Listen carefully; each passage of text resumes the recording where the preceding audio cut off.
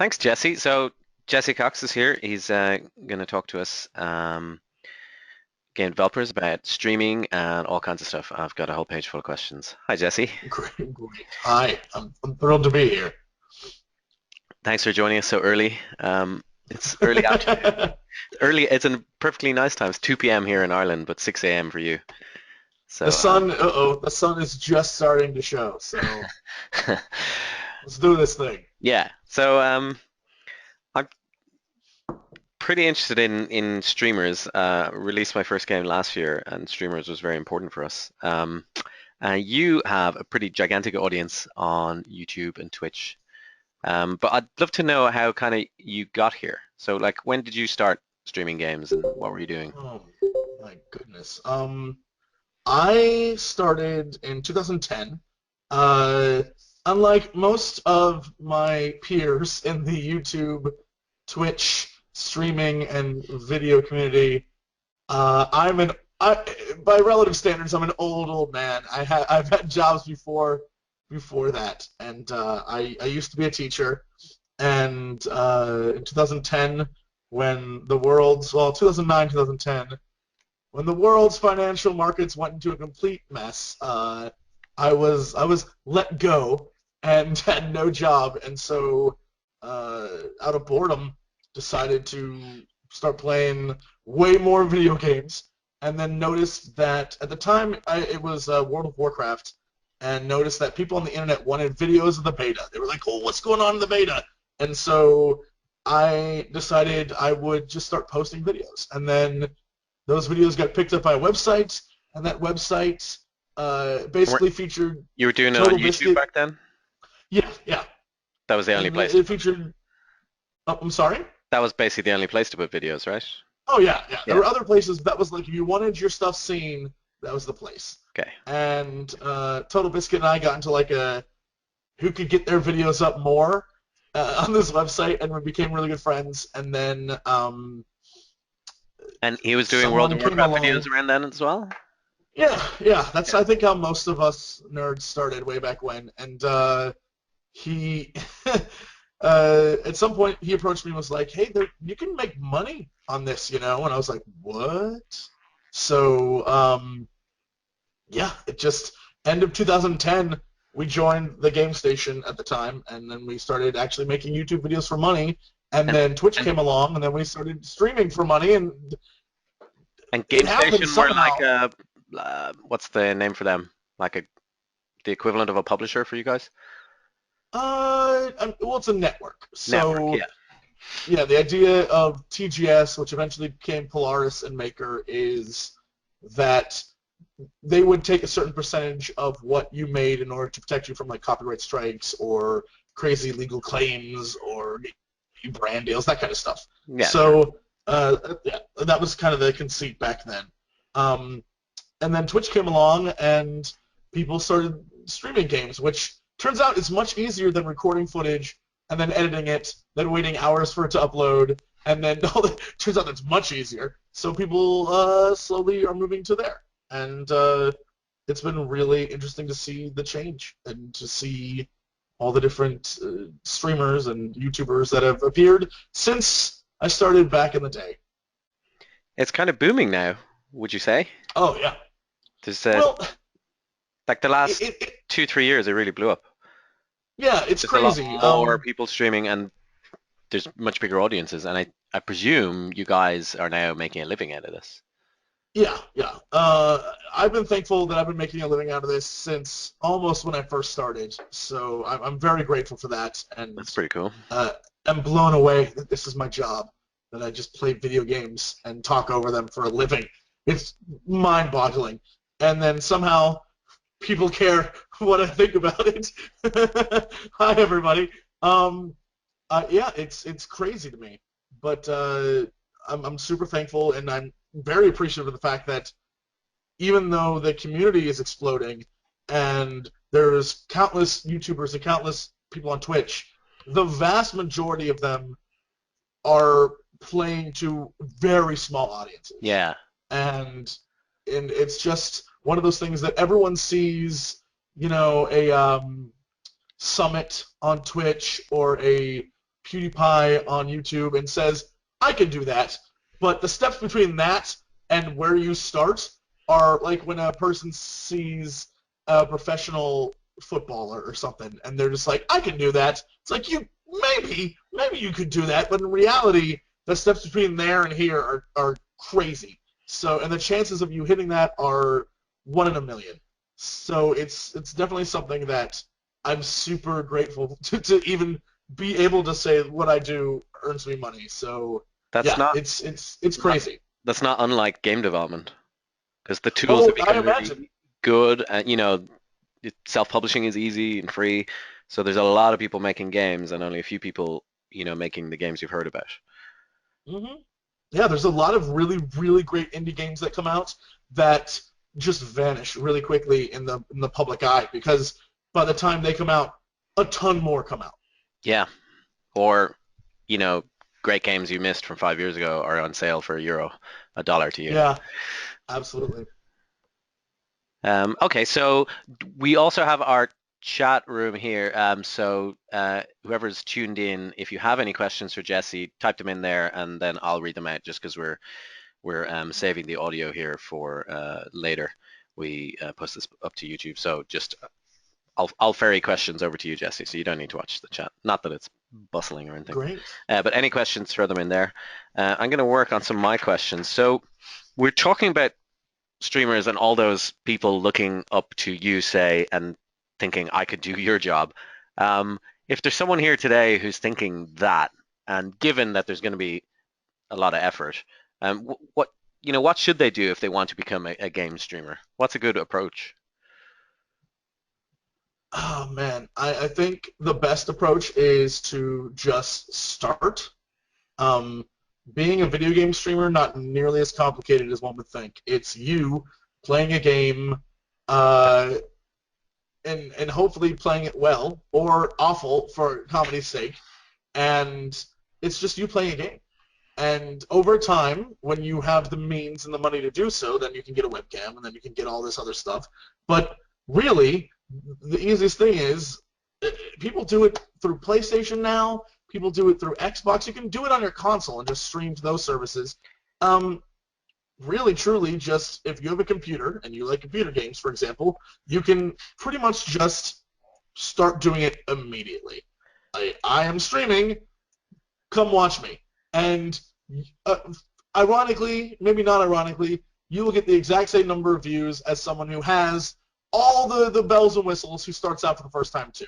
Sure. It's just it's going to be rough.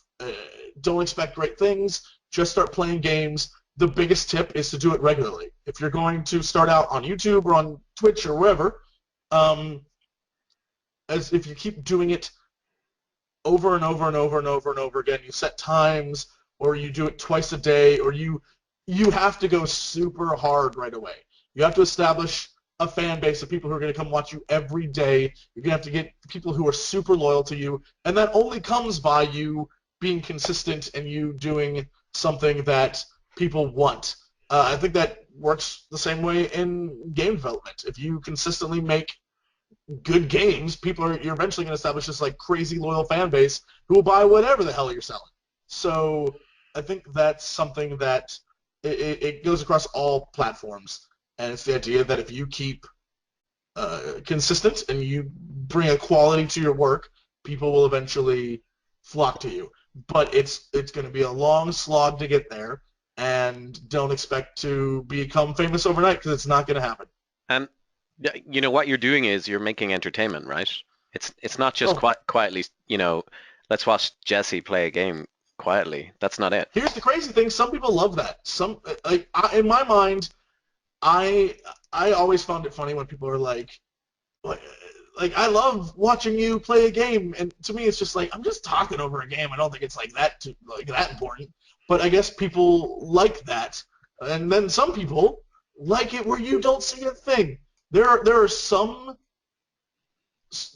YouTubers, there's some Twitch users, there's some streamers in general who just play the game. They don't say a word over it. I've seen a few of those on And YouTube, all right, and that's a nice demo. You know, if I'm considering a game, I can just watch some gameplay and absolutely. listen to the game, rather than commentary, and That's cool, I guess, but it doesn't seem like someone I tune into regularly. I'm not going to go and watch someone quietly play games every day. That seems Yeah, weird it's to one of me. those things where that person, he or she may not have a like crazy dedicated audience, but I know a lot of people. For example, when what game was it? One of the Arkham games came out, and I just couldn't be bothered to actually go out and buy it. So I Do you stream I yourself talking over someone else's gameplay video? no, I wish I'd done that. No, I just found a dude who was playing it, and thankfully he had no commentary, and I just like fast forward to all the cutscenes. I was like, oh, so this is what happens. Okay, that's cool, and then was like done.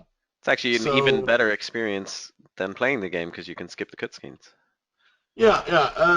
Thankfully it was one of the worst Arkham games, but yeah, and it was one of those things where I just didn't have time to go out and get the game, and this guy had played it, and I was like, all right, you win, guy on the internet. I'll watch your video. So yeah.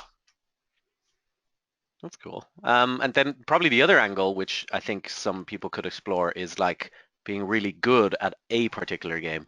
So like Yes. take any of the competitive esport games, but even, Hearthstone, there's people who just started streaming Hearthstone every day and because it was a popular Mhm. game and they were good, that's another way to do it. So you could go really tight down like a game or you could be an entertainer.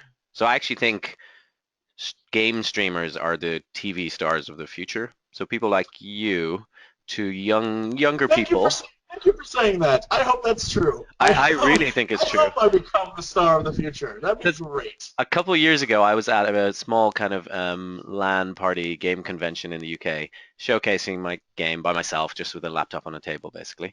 And I didn't realize quite how big YouTube had gotten until I saw swarms of people, like 15-year-olds mobbing someone, and that person had staff from the convention center holding them off. Oh, And I didn't know who oh, they were, right? it's So great. someone beside me was also asking their son who they were, and they were showing them on their phone a YouTube video. So it was some big YouTuber, and I was like, oh shit, that's what Yep. young people are into now. So It's yeah. It's part of the. God, I sound so old. It's part of the young people culture. It's the idea that they want stuff when they want it, and I think especially younger kids just have no tolerance for TV, for filler. example, where it's just here's 12 commercials and I have to wait for the show to appear when they say it appears, right? That's why Netflix and uh, HBO Now and all those other things are super popular because they're services that allow people to just watch stuff when they want to watch them rather than have to wait for someone to tell them you can only watch this show at 8 p.m. And yeah, they just don't like that. And I think YouTube and Twitch have a lot to do with that, where it's I can just go watch videos whenever I have the time to do it, so I don't have to revolve my schedule around.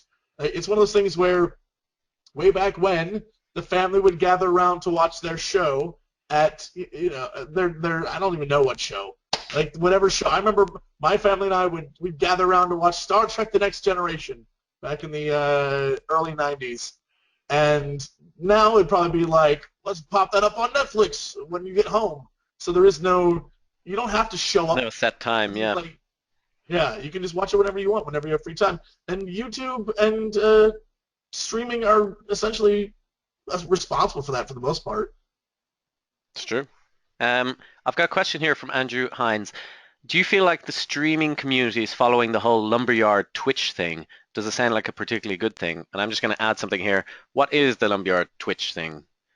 Do you know? That's a great question, Andrew. What is the lumberyard? I'm out of I'm like elderly compared to most of the He's Twitch going to people. explain. What So, is Lumberyard is the Amazon's engine. Is that the right thing? Yeah, it's the Amazon's recently announced game engine, right? Do they have something going with Twitch? What's happening there? Your question only is it raises further competition? questions. All right, I'm let's get back very to I'm that one. very eager. Old lumberyard. I guess I could look it up. I have it on my No. computer. I could look it up. It's basically designed to integrate with Twitch.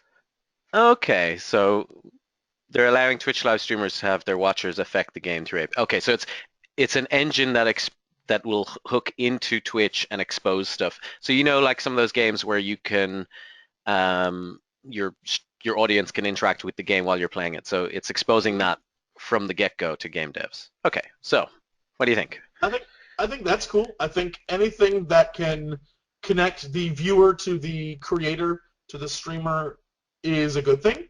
I love the idea of um, people watching you having some sort of say in the game you're playing. I know it's all going to be mean and negative. It's going to be like, I made 12,000 monsters, right? Your fans want to see that, though. They want to see you suffer. So I understand that. I think that especially streamers, they are in a world that it's about the interaction with the fans, which is why webcams are a big thing, which is why there's donations and subs and all that stuff that goes along with it. It's about the connection with the fan base and how really, without those viewers, if you're a live streamer, without those viewers, you do not make a cent. So it's all about I need to really, really connect with an audience. And And it's then, much more interactive, rather than putting oh together yeah, a video and putting it on YouTube. Twitch is much more chatting to people, answering questions. And you do absolutely. both, right? Yes, I do both. So So it's which one do you prefer right now? Which way of uh the video? I mean, I like Twitch in that it's a fun interaction with the audience, but I like YouTube a little bit more in that when I'm done recording and when I'm done doing stuff, I can literally just shut down because it's being on as it were and just like, hey, I'm doing bits and making jokes and playing video games. Eventually that just becomes like I've been doing it for 12 hours now. Thanks for watching the stream and you're just a mess.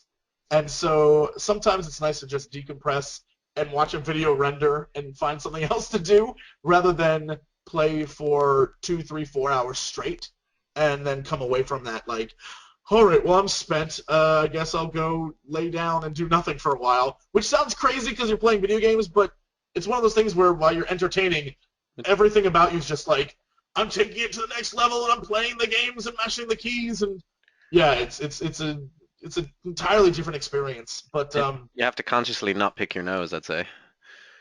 here's the thing. I imagine some people would love it if you picked your nose. That would be a great that'd be a great Could be thing to your throw up thing. on the internet. I have a friend. I have a friend. Oh, I don't understand. I don't understand people sometimes. I have a friend who will literally during a stream get up, go get food, maybe go out to go get food, leave the stream on, camera on, will literally get more viewers when he's gone. Then he'll come back, start Then eating the they'll all food on cheer. camera, and the viewers will increase. It's just him eating food. And then he's like, all right, we'll play games. And then the viewers will decrease again. It's crazy. There's people who will watch anything. Okay. So, kind of, there's a lot of game developers here, myself included.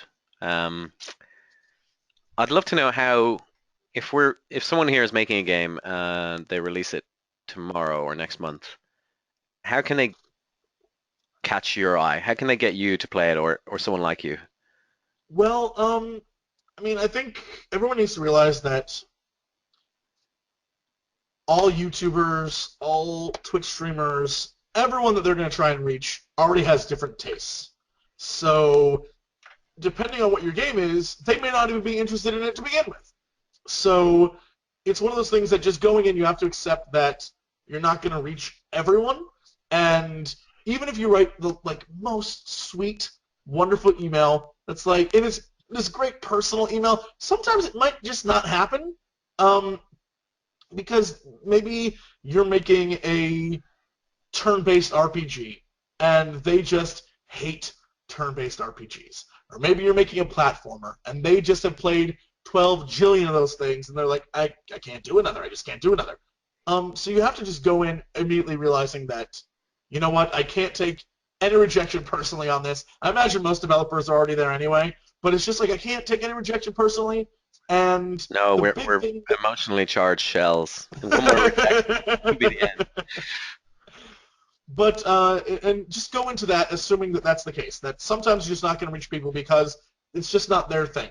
Then the next layer is a lot of people focus only on um, the big YouTubers. So a lot of people are like, if I can get X, Y, and Z person to play it, I'm in. If I can make sure they play it, oh man, I'm gonna make $1 billion.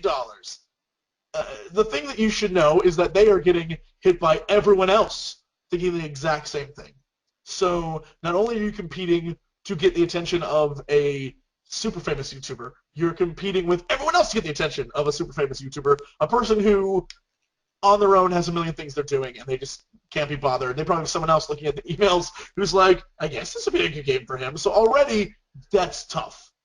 The biggest advice I could ever possibly give would be that if you want to get people's attention, go to everyone. Like, even if they have 10,000 subscribers, even if they have 20,000 subscribers, hit those people up.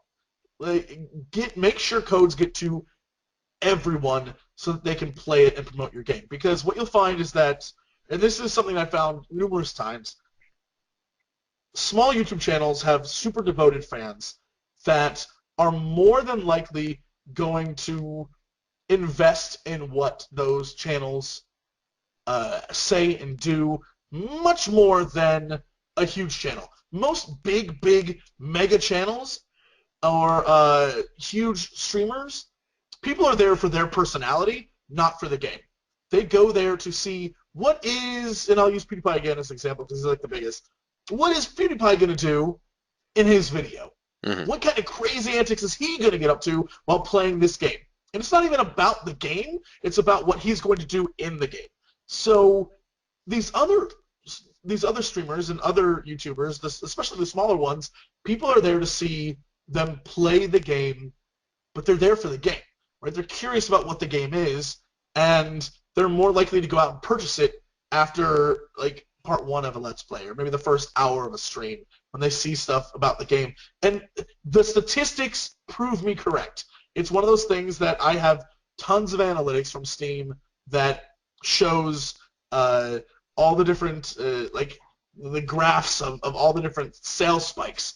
And most of the time, a lot of the channels that aren't like the 5, 6, 7 million channels, it's the ones that are like 100,000 views or not views, but like subscribers, or the ones that are 500,000 subscribers. Those are the ones that actually push games. Yeah. So I would say literally send it to everyone because you never know where it's going to come from, where the push for your game is going to come from, and where people are going to be like, oh man, this is actually really good. And it could be that one of those big time YouTubers sees that this other guy's getting a lot of traction off this video and starts jumping on that bandwagon. And then you got that big guy for free. You don't have to do a damn thing, and that guy's now on your team.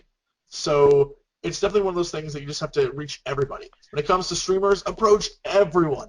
Find people who are streaming games that are similar to yours and be like, hey, hey, hey, you want to play this thing? And they will jump on it. And it's easy on Twitch because you literally just like, what's my game like? Type it in, look to see who's there, grab those people immediately, and it'll work out. Yep, that's good advice. So you reach out to everyone, look at all the smaller channels. I think that's great advice for everyone because we have to start somewhere as well. You start with nobody knowing about your game, so you have to kind of work your way up. What about, actually so one other thing is novelty. So when your game is brand new, that's a big draw for streamers, right? Because suddenly you can be showing a new game that has a huge spike of interest. So, you know, in your launch week, that's probably the best chance you'll get for people to play and stream your game. So, is approaching you early a good idea? How early? Should we be talking to Uh, you, like 3 months before we launch, just going, well, we've got this game, what do you think? Or is it I just think like, here unless you you have go, something to it show, launches if you tomorrow? don't, yeah, if you don't have anything to show, or you're in super alpha stuff, most people are going to say to you, just wait. Just until you have something that I can play and you are happy with me streaming and you're not going to be like embarrassed about a crazy bug or some wild stuff, then I think that it's about like what you as a developer are comfortable with. The minute you say you can play this and you can stream it, you're letting someone else dictate the view of your game. like how people see your game. So until you're like super comfortable with it, I would say don't throw it out to the public right away because you never know what people are going to say. People could you could think that this is a great game, and then someone could get their hands on it and be like, "This is a buggy mess."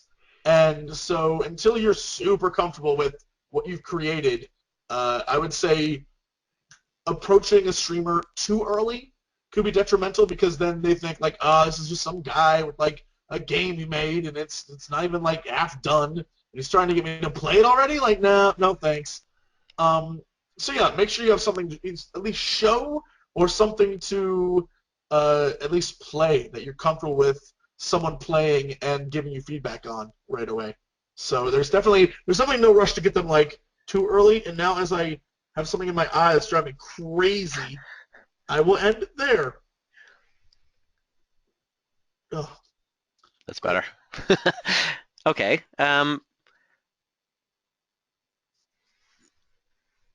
So so what we did last year was we basically sent the game out to press a couple weeks before launch, and we sent it out to streamers because we had to have the game ready for reviews. I think it was a week before our launch. Um, so we said, okay, that same version of the game, let's give it to streamers, and people can play before their audience. So you actually posted a Fan Friday 3 days before we launched. So Me? yeah, thank you. That was really nice of you. Um, but like, was that important? Is that useful that you're kind of sharing something that people can't play yet? Is that Yeah, worthwhile? it's useful for. I don't know the use for developers. I imagine it's very useful to have a lot of hype building up to a launch. I would assume so. But for YouTubers and streamers, that is super helpful. So when there's a lot of hype for a game, or even if there isn't a lot of hype for a game, um, having it on launch day or having it before launch will build that hype. So if you have a game that's called like Bouncing Ball Simulator 2016, and you give it out to people a few days before the launch, and they start playing it, when the launch comes, everyone's gonna be like, "I need that bouncing ball," and that will definitely help. Or if it's a game that everyone's really excited about, if it's Bouncing Ball Simulator 2016 and everyone's super excited already, they'll go watch those streamers and YouTubers and give them a ton of views. So definitely YouTubers and streamers want that. They want the I have something no one else has. I'm going to have my video up before everyone else. I'm going to get all the links and this and that. And so I think it works sort of like cyclical in both ways. And yeah, it's definitely like a week or two before launch. If your game's ready and you're willing to give it out to people and have them show it off, that's the time to strike because that will really build up some hype around the game. And it kind of matched quite well with, traditional press. They need time to get a writer to play the game and review it. So that's Right. their general reason to be given the game early so that on launch day they can have a review ready. So that Yeah, and it's that for just us, I about was like, preference. oh, we have to give them a game early anyway. So Mhm. let's give, that almost finished version of the game out for streamers. Yeah, Um, it's about the preference of at that point it's the preference of the viewer. Some people want to see a article from a gaming journalist website that's like, here's exactly what we think of the entire game, and some people just want to see what is the first hour of this game like, or what is the actual gameplay. They want to see the actual game. So that's why doing to both, I feel like you still have to at this point approach both, but I know that both would rather the other not exist. So it's one of those things that as a developer you're just gonna have to appreciate that both need to be targeted, like original Traditional games press and media. streaming. Yeah, yeah, Yeah, yeah, absolutely. I think so too. We certainly spent time on both, and it's really hard as a game creator to know what's working. You spend a lot of time on try different things, advertising, going to shows, exhibiting the game at big places like PAX, you know, uh, developing online, posting on Twitter, partaking in Mhm. Reddit, everything. And then, it all adds up to something, but you don't know what was the best investment of your time afterwards. It's hard. Right, right. Well, I like to think that at least with YouTube and Twitch, you can actually see the numbers. and then try to find some correlation to what the sales were when those videos were pumping out views. But yeah, I mean, I don't know how it works with traditional games journalism where you can like actually go in and see what that like what those ad dollars or what that demo or whatever translated to sales. I honestly don't know It's how hard people do that. because naturally you want to funnel it all, to kind of launch day hype. So Mm, almost everything happens in that first week, yeah. attention-wise. So it's hard to know which So you don't exactly. really know what Which. pushed it. Yeah. Yeah. Well, I'd So like to say YouTube did. Is what I'll say. I'm gonna say it was Wink. YouTube too. So what about game features? So this was something that last year I was showing a game to Margaret Crone, who was working for Curse at the time. So she was a streamer, and I was just showing her a build of the game at GDC, and she said, "Oh, you need to make your guys renameable." Yeah, I if I'm going to stream the game, you have these guys who are kind of disposable. Make sure I can name them after people in the stream. And I was like, Yeah. great idea. Yeah, of course we'll do that. So we did that. And is there other features like that that are easy for devs to fold into their game that make your job easier or more fun? Well, yeah, it's not about easy, it's just about the fun aspect of it. So, again, the idea that streaming is a social experience. It's not just like YouTube where you make a video, you throw it out to the world and hope people enjoy it. When you're streaming, it's less about your gameplay and how good you are at it, and more about the experience of the communication between you and the chat and your viewers about what you're playing and making it fun for them. And like Maggie was saying, throwing in like, well, I'm gonna name my character after you, viewer three. And then when viewer three dies, it's like, oh, I'm so sorry, and everyone chats like, ah. And it's about the experience of that. So anything you can do and anything you can create to make that experience of viewers and streamer a little more fun and a little sillier is great. And I think allowing characters to be renamed or just naming characters at the beginning is a real fun way to do that. It's sort of that Oregon Trail kind of idea where you can name all your characters, and if they die of dysentery, then it's hilarious. You're like, oh, my friend died of dysentery, and everyone's laughing. You're like, you broke your leg and then you died? What? Um, yeah, anything you can do like that uh, makes it just so much more fun and so much a better viewing experience because it brings people into actually caring about what you're doing more than just like the stream itself. They actually care about the characters now, which I think is really funny. Um, Other things you could do, honestly, I think that it doesn't have to be crazy big. It doesn't have to be something that is game like life changing. It's just little tiny things here and there are just so wonderful. Like little tiny changes you can make, little things you can do. Like you were saying, renaming things. Oh, I can do that. Like that little tiny change makes a world of difference. So if there's any little tweaks that you can make that you think like, oh, this would, if I was playing this with a group of friends, for example, which is really Yeah, what it's pretty streaming similar. is like. Yeah, what would I want? Because I think all of us remember, or at least I know I definitely do.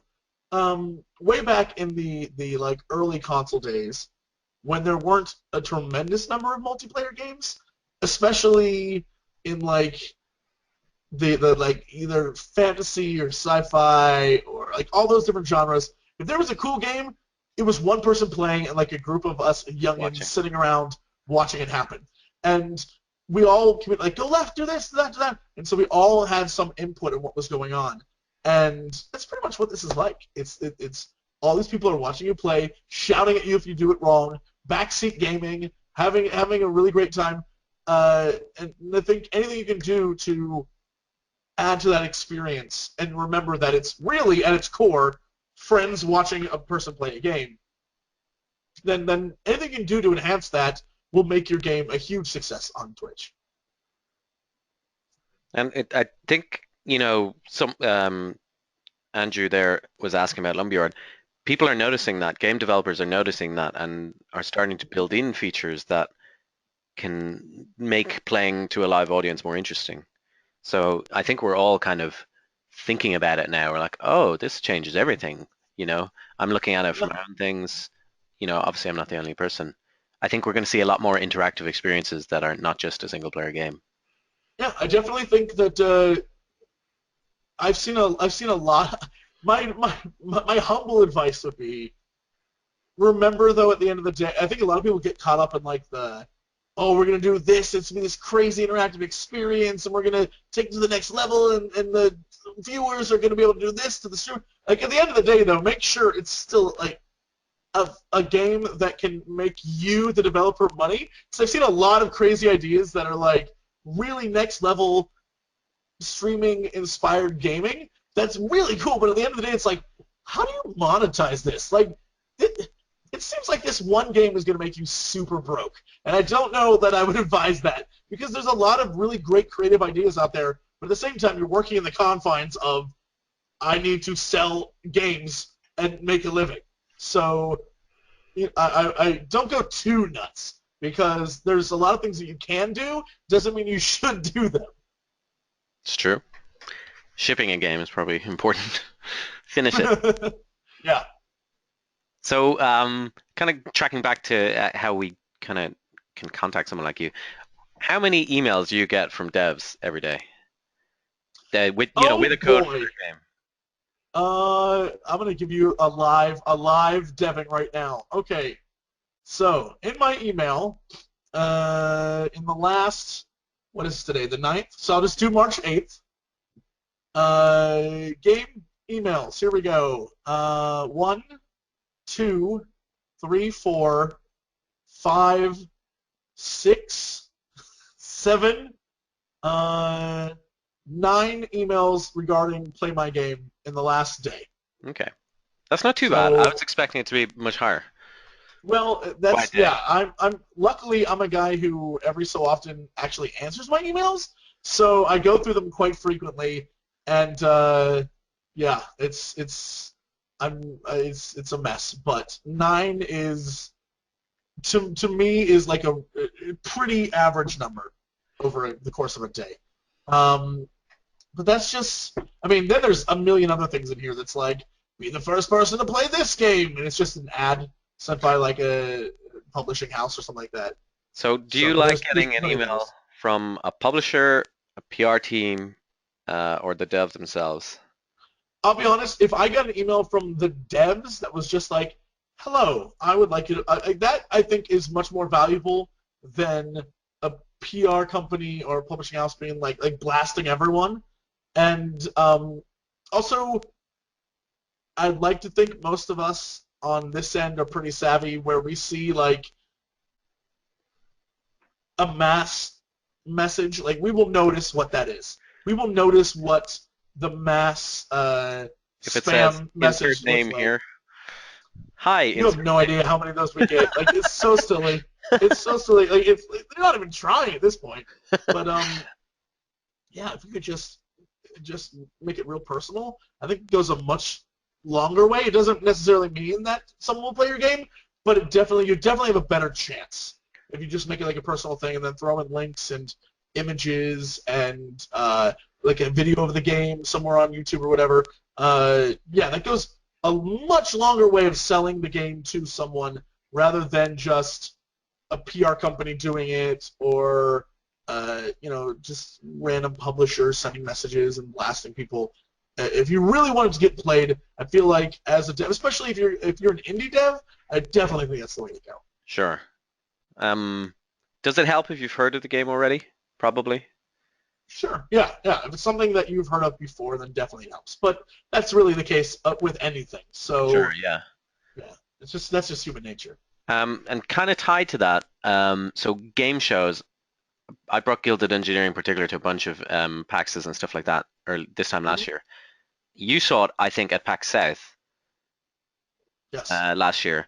Um, so is that worthwhile? Because that's very expensive. So I only did that because we teamed up with a publisher. I'd have never been there if I'd been by myself. I would totally say it's worth it. And if you want it to really be worth it, come to CoxCon at coxcon.co.uk, July July 30th and 31st of this year. Wink, And it's in the UK, developers. right? It is in the Yeah. UK. So that is actually very approachable for us. We're only a short It's flight super away. affordable. Wink. You should totally go there. Yeah, I think it's a great way to get your game out there to people and to get some hype around your game before it actually releases. And uh, yeah, it's one of those things where, oh, I've heard of that. I played that at PAX, or I've heard of that. I played that at not E3. I guess it's huge, but maybe like Res or somewhere. Like just yeah, oh, I've heard of that. And so you have a little hype building around your game before you actually release it. And if it's good, people are gonna definitely talk about it and be like, oh my god, I want the game so bad, but it's not out for another year. And so you're gonna, I think, going to conventions or going to gaming, I don't know, like LAN festivals and things, I think that really, really helps you in the long run. I guarantee, yeah, you're right. It's expensive to definitely travel overseas to do all that, but Which we have to. I would hope, yeah, There's none I of would hope in those the long run it things in pays our lives. off. Okay. Well, there's one in the UK. Wink, There is, thumbs yeah. up. That, and I went to the UK to it was called Insomnia, Mhm. kind of a funny mix of like LAN party and game show. Yep. Um, yeah, and that was over in the UK, so that's where I went to first. Yeah, it's great. I think it pays off. I think it's one of those things where you have to spend money to make money, and at least when you go to a convention, people get to see your game rather than just like ads and telling journalists and whatnot to be like, please like our game. This is you go to the people, and they can either like it or hate it, but at least you're there with them. And people are really polite in person. You've Oh probably yeah, oh noticed yeah. this. Really polite in person, awful, awful people when they're commenting It's on the weird. internet. It's weird. I meet so many awful people on the internet. Never met one of them in real life. I Yeah, don't know. I people are don't know just where nice those face to people are. face. Yeah, it's Funny. weird. It's weird. So there's a question. How do you deal with awful people on the internet?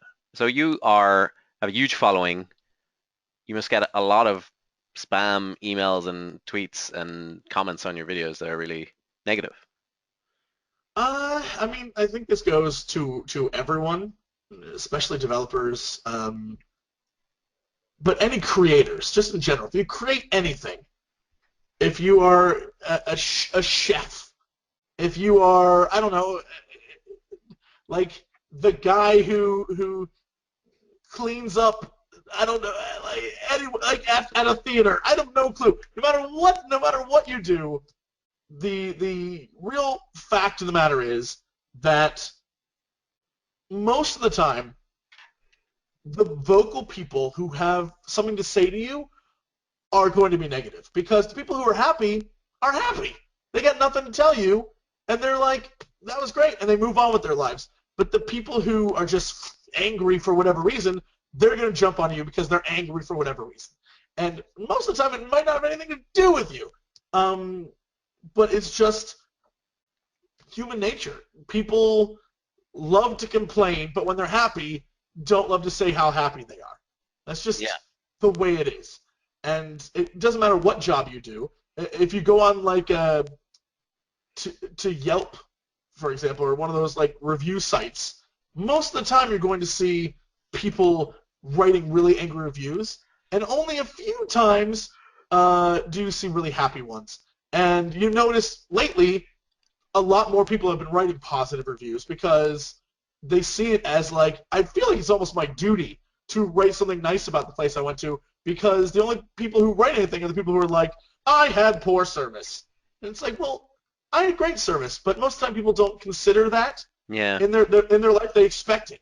They expect to be happy walking away from something like entertainment or a good meal, right? They expect to be happy, so they don't think like, oh, I really should review this. They just go around and tell their friends like, that was actually good. That was great, and that's it. And the people who are angry are the ones who are gonna let you know how angry they are. And it's just something you have to understand that the vast majority of people involved in your content or playing your game or watching your videos are just gonna go about their lives and be happy they got to experience what you created, and that's it. And you probably won't hear a message from them, and a very few, but because it's on the internet and they You can have search it. quick access to you, a very few people are going to be like, that was the worst. And you're going to see that more than anything else. And it's going to bug you, and you're going to get so mad. And you're going to be like, I tried so hard. What's the matter? What did I do wrong? You're never going to win those people over. Don't even try. Just be yourself, do your thing, and create the game that you want, and accept that there are going to be some assholes out there who just do not like it. And you just have to accept it and understand that some days you're just going to be like, well, a lot of people are not fans of what I made today. And even if your game's super successful, here's the best part. Even if your game's super successful and everyone loves it, all you're going to see are like the 3 or 4 guys who are just like, I didn't like this one scene, or I thought this one thing, it was the Or low this was overhyped. polygonal count on this one level, like there's a frame rate drop on this one. You're gonna notice that and be like, what could I have done to change it? I could have that one guy. I could have won him over. It just happens. And even though you don't want it to happen, it happens. But you just have to accept that it's always going to be that way. You're only going to notice the people who complain, and you really, really, at the end of the day, should appreciate all the people who just enjoyed it without even saying anything to you, who just had fun with your game, and that's it. Like, just know that somewhere out there, some dude loved it and didn't feel the need to harass you about it, but enjoyed it. I I That's asked a really what it comes down to. similar question to the devs behind. I don't know if you've heard of a game called Crawl. It's Mhm. a local co-op dungeon crawling game. It's quite cool. But I asked them a similar question. They said, remember, when people get angry at you, they're doing it because they're in love with your game. You know, if they just hate the game, they won't even buy it or leave you a review or email you. So Absolutely. he made a great point, which was, we tend to just answer them, say, oh yeah, cool, we'll try our best. We're just 2 people. And a lot of times people kind of defuse and go, yeah, cool, well done on these other parts of the game that they like. Yeah, yeah. I think it's something you just have to remember that, you know, people get really critical of the things they love the most. Yeah. And I know me when I'm a big, like, for years, I was a big Squaresoft nerd. I loved the Final Fantasy games. And the worse they became, the more bitter and angry I became. And I cannot even tell you how angry I get when I see a new Squaresoft game, and I'm like, oh my god, it looks so bad, and I just get so mad, and I'm like, you were my childhood, Do you even I play them lived for anymore? you. What was that? You even played it? A new Final Fantasy game? I got through 2.5 hours of Final Fantasy 13 before I gave up and was like, I That's can't just the do it first anymore. cutscene. Yeah, I was like, I can't do it anymore. I was like, you guys, you killed my childhood. I loved you so much, and you killed it. So yeah, that's definitely where I'm at. Here's a good question from Andrew again. You said that you started Andrew, streaming out of boredom, but now that it makes money, do you feel pressured to do tons of streams, and has it taken away any of the fun? oh, honestly, truly, sometimes yeah. Like, it's very rare that I actually have time to play a game just to play a game. Do I you think right. secretly play a game? Can you Yeah, just I mean, play a right. game and go, crap, I could be streaming this? Oh, that's honestly what you feel 90% of the time. You're like, I could be streaming this, making a video, or I could be making money off of this game in some way.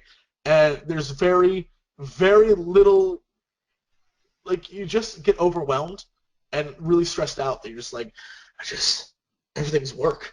When your fun becomes your work, everything's work.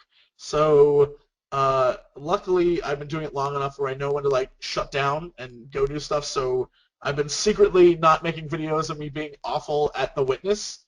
I'm terrible at it, but at least I don't have to show people I'm terrible. And so yeah, I've been puzzling my way through that game. And yeah, I think that when your job is playing video games, every time you're playing a video game, you're thinking like, should I be streaming this? Like, I don't. Do fans want to watch this?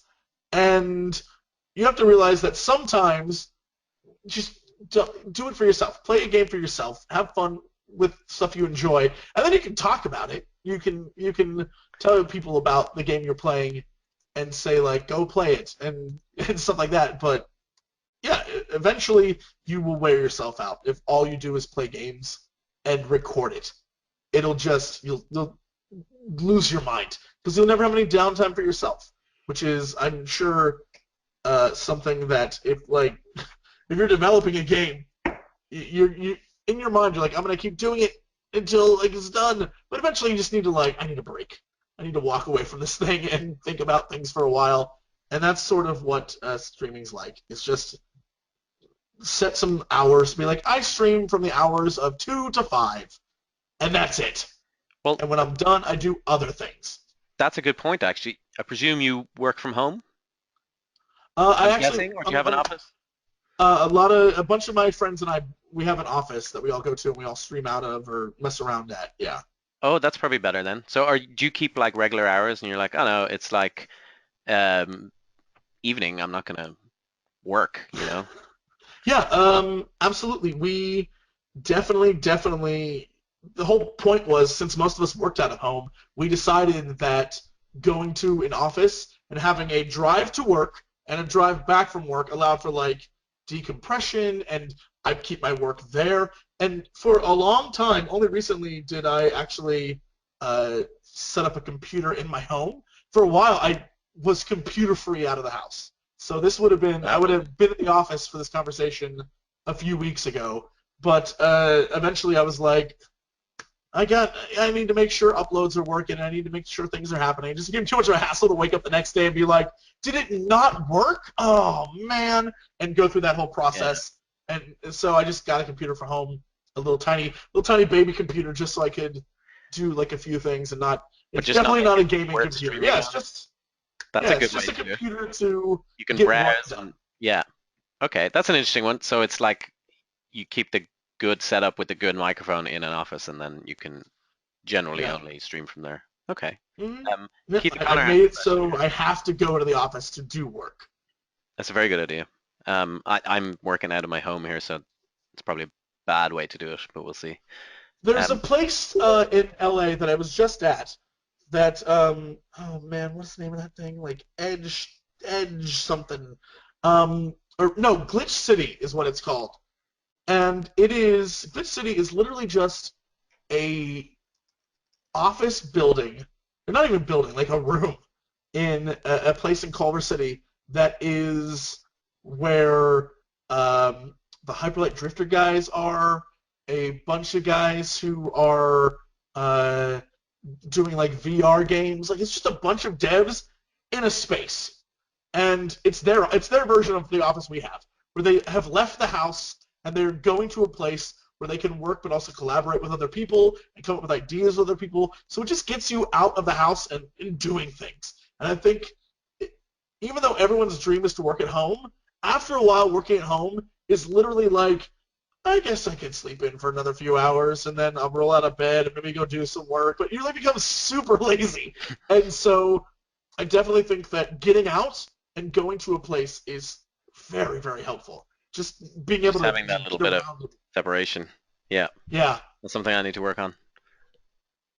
We have a question here from Keith O'Connor. Do you deliberately give coverage to smaller devs as well as mainstream ones, or is it only about what will make an entertaining stream? So do you go out of your way Um, and go, oh, these two games seem okay, but this one is just by someone in their bedroom. That's kind of cool. well, I think that it depends on the game and it depends on the time. So, for example, if your release comes up against a big release, it's going to be harder to draw the attention of a streamer who wants to get the like prime viewership. But at the same time, it's about what the streamer enjoys, and if you target people with your game, if you like actively target people rather than I'm going to go after the guy with the biggest numbers, you say I'm going to go after the people who play my style of game, then they will definitely play it over the mainstream game because they don't care about like the mainstream game. Everyone's going to play it, but I have Yeah. access to your game. They're going to be honored to have access to your game, and it's a game. It's like a genre they love. They'll play that so quickly.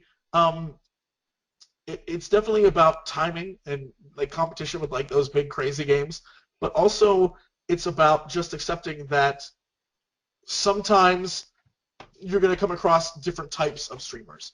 There are streamers who the only thing they're going to do is games that are going to get them viewers. That's it. Like you'll never win them over. So if they're only going to do the biggest games that come out that week, they're only going to do them on launch, and then the minute that's done, they're going to move on. Right? The minute Sure. that big hype for that game's done, they're moving on to another game because they don't have time to complete the game. They're just playing it for that little bit that's going to give them all the hype, and then they're going to move on to another one.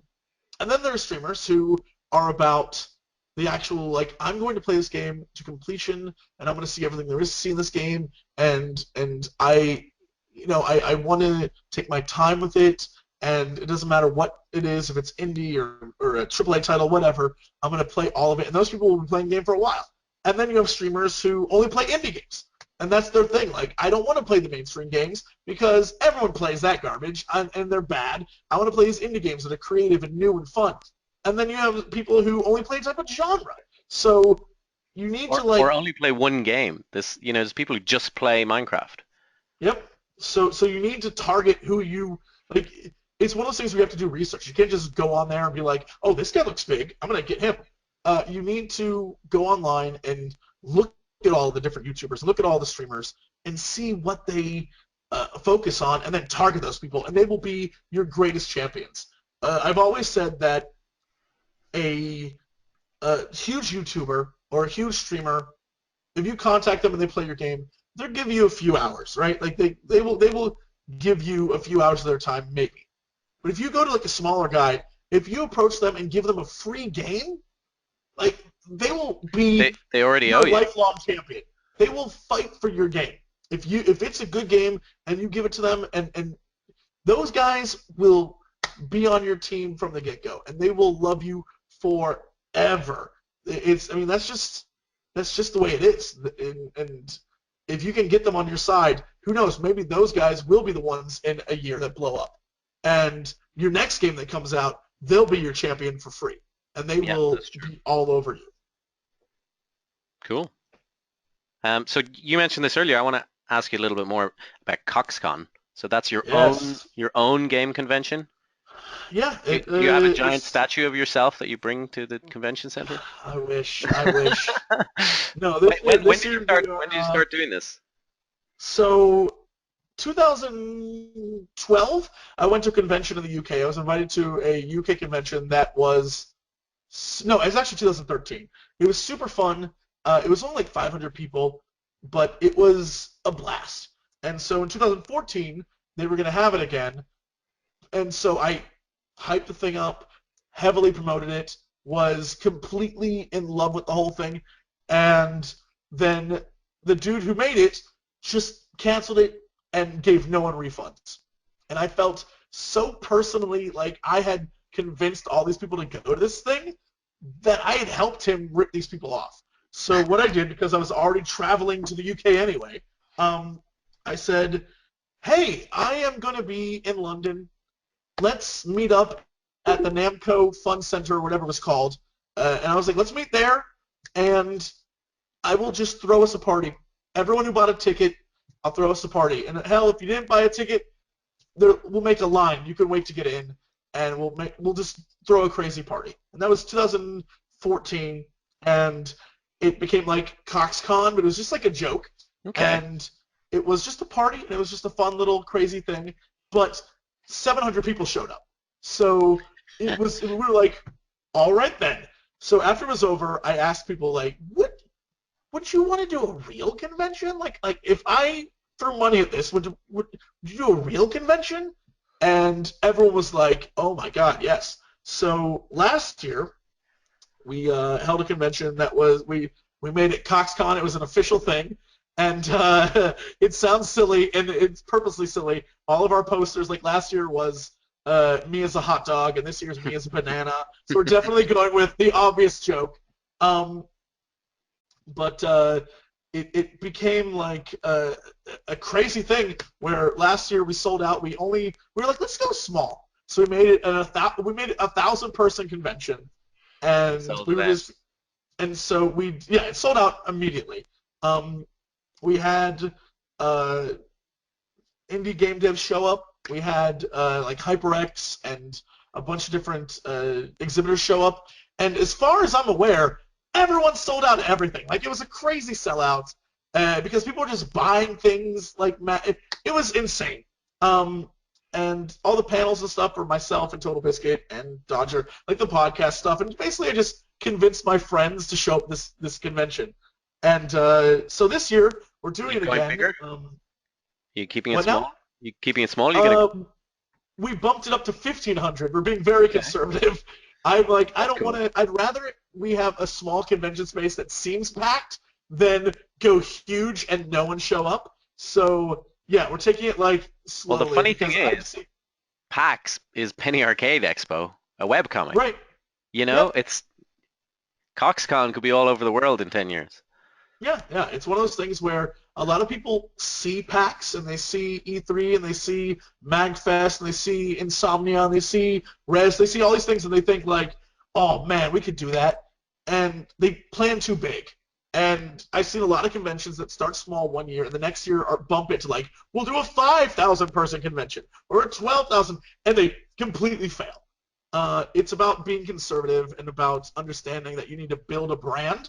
And so this year, all we're doing is bumping it up by another 500 people, but trying to get as many developers there as possible, trying to get as many exhibitors there as possible to show people that, like, this is a real thing. We're actually doing something. And it's not just a joke, right? Even though it started as one, it actually isn't just a joke. And So we'll have a few people in the stream here who are making games. Should they pitch you? would It's love to have you. coxcon.co.uk. It's July Yep. 30th, right? In Telford 30th in and the UK. 31st. Yeah. Yep. And if It's anyone goes to that site, you international can go intelligence. to exhibitors. There's an email address there. Pitch your game, I would suggest. Yeah, it's great. We are very accommodating. I think the goal is to pack the place with games rather than charge you an arm and a leg to have a booth there. So I imagine it'll be affordable, especially if you're on that side of the pond. Yeah. So I think that's our yeah. And Our plan is just to have a lot of stuff to do there this time. we're quite used to pitching stuff with just a laptop because we run a lot of game dev events here that are just in a pub. They're just in a pub. Yep. There's no exhibition That space. sounds great though. That sounds Yeah, that that's sounds like how a we fun do time. things. Yeah, Okay, and cool. it should be fun. Yeah, this year we're doing a lot of really silly things, and we would love to have any of you there. Great. I hope everyone applies with their games. Yeah, I'll share that amongst people on this as well. please do. Yep, that's cool. I am kind of out of questions, and I realize I've held you for now more than an hour, so we might close it up there. But All right, great. thank you so much for joining us and giving your time. It's brilliant. Yeah, thank you for having me. Thank you to Thank- everyone who sat there listening to me ramble on. I'm glad you let me. it is your job. Okay, so thanks everyone, and thanks Jesse. I'm gonna close it Thank up. you. See ya. Bye, everybody.